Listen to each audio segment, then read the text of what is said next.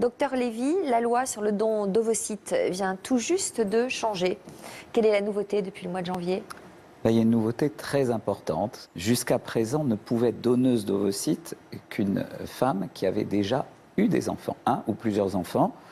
Elle devait être majeure, avoir 18 ans au moins, au maximum 37 ans, mais c'était une femme qui avait dû au moins avoir eu un enfant. Actuellement, ça peut être des femmes qui n'aient pas eu d'enfants, mais qui répondent quand même à ces mêmes critères. Et ce qui a changé maintenant, c'est que vraisemblablement du fait qu'on va élargir un petit peu le champ des donneuses, qu'on devrait pouvoir arriver vraisemblablement un petit peu à pallier au manque cruel en fait de donneuses qu'on a actuellement.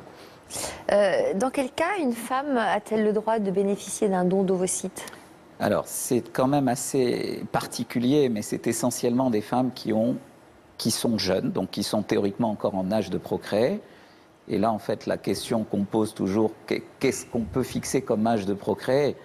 L'âge de procréer, en fait, c'est un âge, nous, médecins, nous nous retranchons, en fait, derrière des textes administratifs que nous impose, en fait, l'assurance maladie.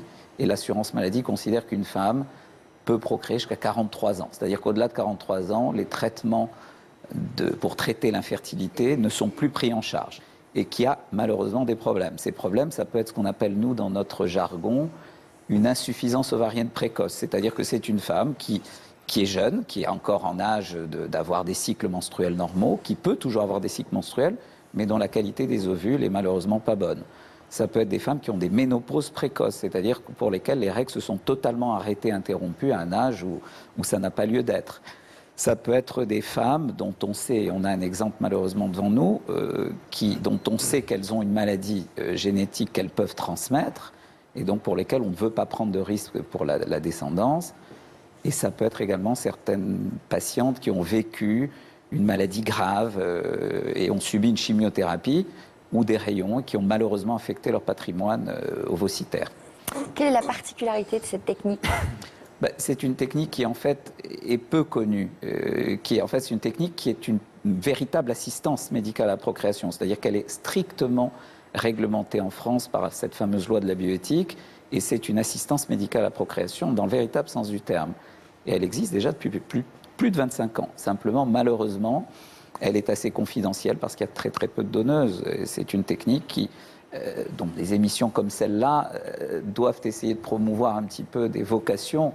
Et il faut qu'on parle de cette technique qui est une technique qui est un don de vie Alors, et un don de bonheur. ça se passe comment concrètement? Alors la technique, c'est une personne qui va... En fait, le don doit être théoriquement spontané, volontaire, et on en reparlera peut-être un petit peu plus tard, gratuit en fait et anonyme. C'est-à-dire qu'une femme qui a été sensibilisée, soit spontanément, mais c'est plutôt rare, soit dans son entourage parce qu'elle a connu autour d'elle des femmes, des couples qui connaissent des problèmes pour avoir des enfants, va se rapprocher en fait d'un centre d'assistance médicale à procréation.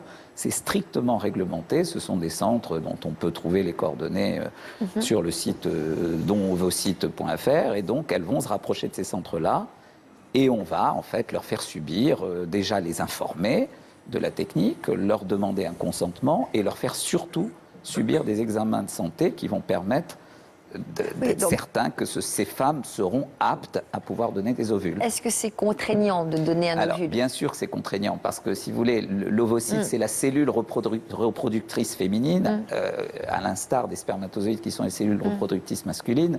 Donc il y a une différence, bien entendu, évidente entre le don de sperme, qui est une technique qui est assez facile, et le don d'ovules. Les ovocytes sont présents sur les ovaires. Donc la seule façon de les collecter et de les prélever consiste à donner des traitements qui sont quand même assez éprouvants, stimuler les ovaires et en fait faire une sorte de fécondation in vitro à blanc, c'est-à-dire qu'elles vont subir exactement le même traitement comme si elles allaient subir une fécondation in vitro, avec un traitement, des stimulations, une ponction, une anesthésie et tous les désagréments qui en découlent. Donc c'est quand même assez lourd. Et alors après, pour l'implantation? Alors après, ce qui va se passer, c'est-à-dire que ces ovocytes vont être prélevés. Justement, la loi qui a été révisée permet maintenant que ces ovocytes soient vitrifiés, congelés. Donc c'est-à-dire que ce stock ovocytaire va être congelé et va être réparti ensuite à des femmes qui pourront recevoir ce don en fonction des ressemblances qu'on va essayer, des groupes sanguins.